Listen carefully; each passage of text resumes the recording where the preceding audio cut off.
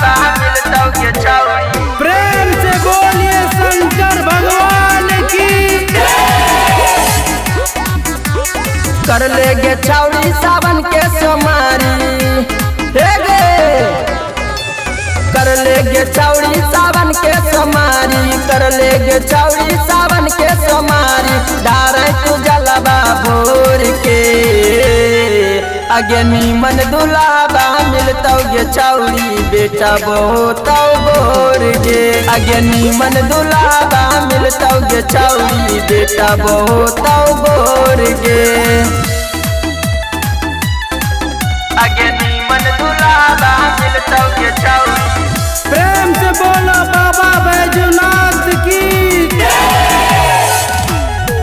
भोला बाबा के महिमा छौरी आदा माया पार गे। बड़ घर में जाइबा पाइबा बढ़िया पारी बार गे। एकर जा भोला बाबा के महिमा छौरी आदा माया पार गे। बड़ घर में जाइबा पाइबा बढ़िया पारी बार गे। बाबा के चरण में राबाज छौरी, बाबा के चरण में राबाज छौरी, बाबा के चरण में राबाज छौरी। आंगन हो तो अंजोर गे।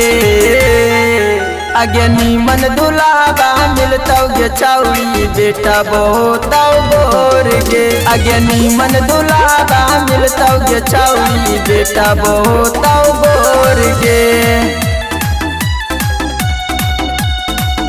आगे नीमन दुलाबा मिलतौ गे छौरी।